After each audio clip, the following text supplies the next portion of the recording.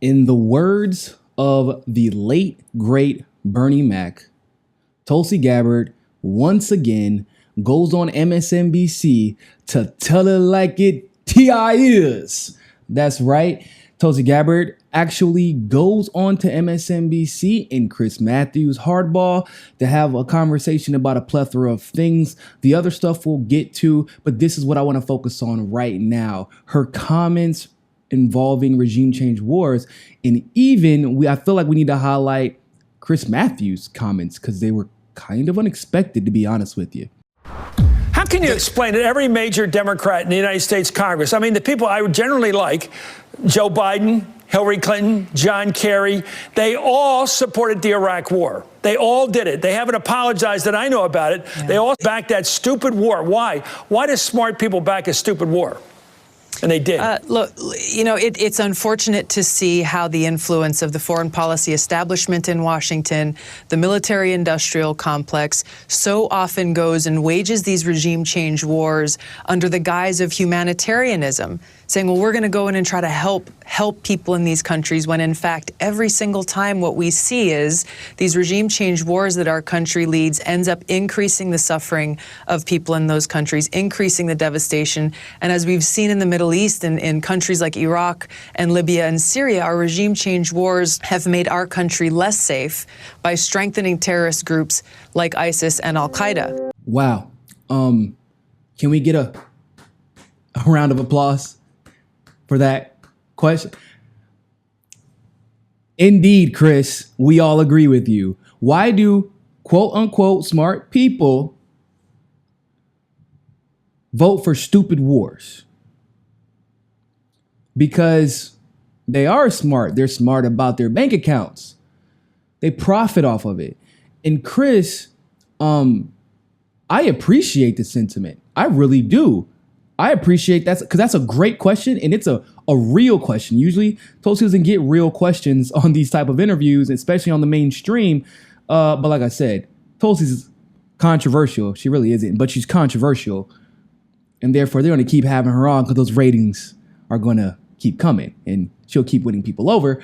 But that's neither here nor there. Chris, that retirement account though, MSNBC might not have you on much longer. You keep asking questions like that. All right. Just saying. But indeed, Chris, why do quote unquote smart people support stupid wars? And Tulsi does a fantastic job of answering that question. We constantly pretend as if we are going to war to support some type of humanitarian effort. And like Tulsi said, humanitarian wars are a lie. We can look throughout history, people. We can look throughout history. Not one single war has been fought for humanitarian reasons. Resources? Yeah, absolutely. Pride and dignity, I guess, sometimes. And honor and valor. But basically, since World War I, not a single, no, I lied. Even before that in South Africa, that war was supposedly fought for humanitarian reasons, but it wasn't. It was so that Great Britain could have a colony in South Africa. And they were actually trying to make all of Africa like that. And their test was to do it in South Africa. Cecil Rhodes' test, the guy who the Rhodes Scholarship was named after. Yeah, that dude was a freaking evil monster. It was a mere test to see if they could get away with it in other countries in Africa. So not even since that South African war have we ever seen a humanitarian war. World War I, we made Germany the scapegoat because Great Britain and the United States had this crazy, or at least our oligarchs had a very close relationship and had similar industrial goals in mind. Germany was a problem, and they were teaming up with Russia, and then Germany had to be taken out, so we created lie after lie after lie after lie after lie after lie after lie until eventually, I mean, think about it. You were told in history, Franz Ferdinand, like, is the reason that everybody went to war. And everybody was like, well, who the hell is that guy? And we're all like, is he the, like, heir to the German throne or something? And they were like, well, no. Was he heir to the British throne? No. Well, who is he? He's the Archduke of Austria. So we had to start a world war. Yeah. So not that war, World War II. We knew what Hitler was doing. Our oligarchs actually propped him up. We had our oligarchs are the GM, so General Motors, GNC, GE, all these people, Ford, all had subsidiaries in World War II. That was one of the reasons we stayed out of it so early, because we didn't want to. The oligarchs weren't allowing us to join because it was more profitable for Hitler to be a psychopath. I mean, remember, there was an entire war industry board. George, is it Prescott? So his great-grandfather, George Bush, great-grandfather Prescott Bush. That's how they got their first millions. World War I made 20,000 millionaires and billionaires. That's why we're constantly at war. See, it's one thing for Tulsi Gabbard to be against regime change war. It's another thing for her to be against all war even. It's another thing for her to promote peace. But it's an entirely different thing when you understand how wars are started. Tulsi seems to understand how wars are started. Hence the statement, there are no such thing as humanitarian wars. Humanitarian wars are a lie. Why? Because she understands that the lie is necessary in order to manufacture consent. I don't understand how many times I have to say this, but I'm going to say it now until the 2020 general election is here. As she would be okay with being Secretary of State as long as she had power over foreign policy. She would even be okay with VP as long as she had power over foreign policy. But, as I have said, this woman is nobody's VP. She's not a vice anything. She's not a co-anything. This is a president, okay? And this is a commander-in-chief. This is a leader. This is a leader who learns from her experiences. This is a leader who, when her future was guaranteed, her future was promised. It was guaranteed. She was the vice chairwoman during the Clinton dynasty, and all she had to do was shut up and play ball, and she would have been set for life, people. And she threw it all away to do the right thing and endorse Bernie Sanders. And not only endorse Bernie Sanders, but then come out and say, after leaving them, because people get scared, they get scared of the Clintons for various reasons. After leaving them, she says she's not scared of the Clintons. So she stands up to the Clintons.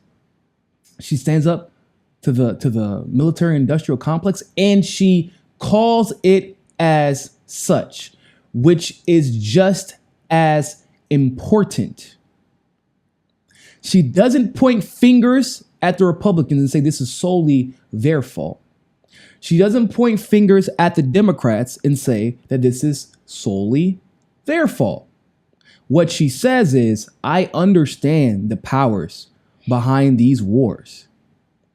I know who the puppet masters are. So that's the difference between Tulsi and everyone else running. Is one can say they're pro-peace. One can say that they're pro whatever. Any policy you can think of, they can say they're pro whatever policy. Obama said a lot of nice and cute things. But do you understand how people are led astray? The presidents that caused a lot of the major problems that ended up becoming ongoing and costing millions of lives? It wasn't that they weren't nice. It wasn't that they weren't well-meaning. They were just idiots. Woodrow Wilson was a moron. That's why J.P. Morgan and those boys, they ran Teddy Roosevelt against Woodrow Wilson, funded the Bull Moose Party because they knew that because they needed to split the Republican vote. and Woodrow Wilson was the idiot in office they needed. Truman was the biggest idiot on the planet, which is why they propped him up and stole the nomination from Henry Wallace when he was FDR's running mate in that last race at the end, towards the end of World War II. Why? Because they knew Truman would drop a bomb. They knew Truman would start a Cold War and not listen to, and not oblige by the agreements made by FDR and Stalin. They picked stupid presidents. They demonize the intelligent ones. People learn from the past. Who is the most demonized candidate in the race who supposedly isn't a threat in the race? It's this woman. We have a chance right now. Look, listen to the interview, people. You heard it. We have a chance to break the cycle right now. They've leveraged our fear of the other side for far too long and convinced us that there is another side, quote unquote. No, there is another side. The Democrats and Republicans aren't it. It is the one who prevents them from talking, the ones who provoke them and instigate them to vote for war, to vote against our interests. That's the other side. And it seems to me that only one candidate gets it. Doesn't call out Koch brothers and not call out Soros. Doesn't call out the Democrats and not call out the Republicans or vice versa. She understands that the billionaires, the millionaires that are bought off by the billionaires, and these empty suits that call themselves politicians and public representatives, they are all against us.